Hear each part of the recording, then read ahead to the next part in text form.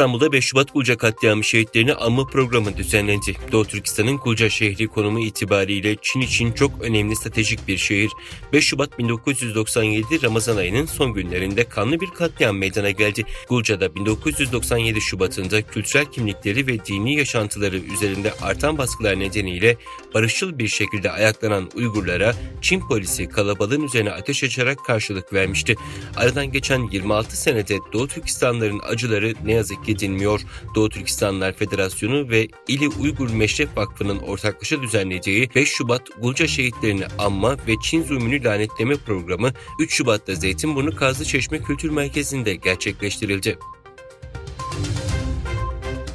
Çin medyasına çıkan haberlere göre Doğu Türkistan'daki sözde Xinjiang Havacılık Grubu'nun 2023 Genel Kurulu toplantısında bu yıl Çin Komünist Partisi 14. 5 yıllık plan döneminde rejiminin desteğiyle 8 havalimanı projesinin inşaat sürecine başlayacağını duyurdu. Buna göre 2025 yılına kadar sürecek projenin tamamlanması durumunda Doğu Türkistan'daki sivil havaalanı sayısının 33'e çıkarılması planlanıyor. Çin işgal rejimi Doğu Türkistan'ın Çinileştirilmesi için keyfi tutuklamayla bir yandan Doğu Türkistanlıları toplama kamplarına ve hapishanelere hapsederek gençleri Çin illerine ve diğer bölgelere zorla çalıştırmak üzere sürgün ederek Uygurların sayısını azaltıyor. 1 Şubat'tan itibaren 4 gün süreyle Çin'i ziyaret eden Birleşmiş Milletler Genel Kurulu Başkanı, Çinli yetkililerle yaptığı görüşmelerde Uygur meselesine değinmedi. Başkan Koresi'nin sözcüsü Anadolu Ajansı'na yaptığı açıklamada Sincan'daki Uygurlar ve diğer Müslüman etnik gruplarının insan hakları ihlallerinin Koresi'nin Çinli yetkililerle yaptığı görüşmelerin gündeminde olmadığını söyledi. Birleşmiş Milletler İnsan Hakları Yüksek Komiserliği tarafından geçen yıl yayınlanan bir raporda Çin'in Uygurlara karşı insanlığa karşı suçlar işlemiş olabileceği belirtilmişti.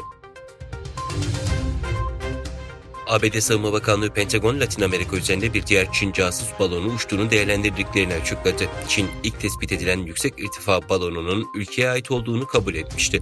ABD Dışişleri Bakanlığı, Çin'e ait casus balonun ABD hava sahasına tespit edilmesinin ardından Dışişleri Bakanı Antony Blinken'ın gelecek hafta yapacağı Pekin ziyaretinin ertelendiğini açıkladı. Uluslararası Para Fonu, Çin'in gayrimenkul sorunlarını çözmek için daha fazlasını yapmasını gerektiğini söyledi. IMF'in Asya Pasifik Departmanı'ndan sorumlu müdür yardımcısı Thomas Helping, Çin'deki yetkililerin son politika önlemleri memnuniyetle karşılanıyor. Ancak bizim görüşümüze göre emlak krizini sona erdirmek için ek adımlara ihtiyaç duyulacak diyerek ülkede gayrimenkul krizinin henüz bitmediğini söyledi.